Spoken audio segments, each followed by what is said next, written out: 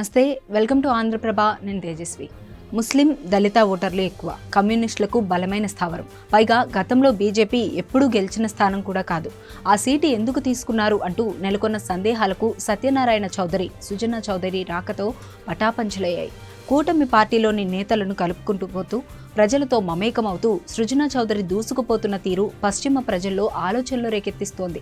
సామాజిక సమీకరణాలు, పార్టీ పరంగా ఓట్లు అడిగే తీరుకు భిన్నంగా స్థానిక సమస్యలను ప్రస్తావిస్తూ అభివృద్ధి అంటే ఏంటో చూపిస్తాను అంటున్న సుజనా చౌదరి గెలుపుపై కూటమిలో ఆశలు రేకెత్తిస్తున్నాయి.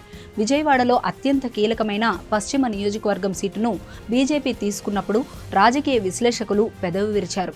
జనసేనకు దక్కుతుందనుకున్న సీటు బీజేపీ తీసుకోవడంపై తొలుత పలు సందేహాలు వ్యక్తమయ్యాయి. రాష్ట్ర రాజధానిలో పార్టీ ప్రాతినిధ్యం ఉండాలనే పార్టీ నిర్ణయం గతంలో ప్రాతినిధ్యం వహించిన విజయవాడ సెంట్రల్లో తొలి విడతలోనే తెలుగుదేశం పార్టీ అభ్యర్థిని ప్రకటించడంతో బీజేపీ పశ్చిమ నియోజకవర్గాన్ని ఎంచుకుంది. తొలుత పార్టీల మధ్య సమన్వయం, బీజేపీ కేంద్ర కమిటీ అభ్యర్థిగా ప్రకటించిన వెంటనే కూటమి పార్టీల్లోని నేతల మధ్య సమన్వయంపై సుజనా చౌదరి దృష్టి సారించారు.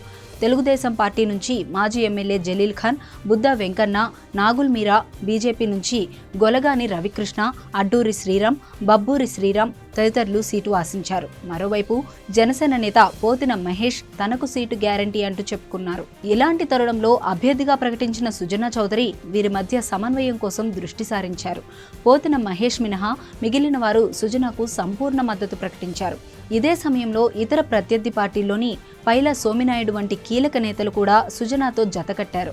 కూటమి పార్టీల్లోని నేతల మధ్య సమన్వయ సమస్య తీరడంతో ఇతర అంశాలపై దృష్టి సారించారు. సామాజిక వర్గాలకు భరోసా ఇచ్చారు. గతంలో ఎమ్మెల్యేలుగా గెలుపొందిన వారు సొంత సామాజిక వర్గానికే పెద్దపీట వేసేవారు. అందులో కూడా సొంత మనుషులకు అధిక ప్రాధాన్యత ఇవ్వడం ఆనవాయితీగా వస్తోంది.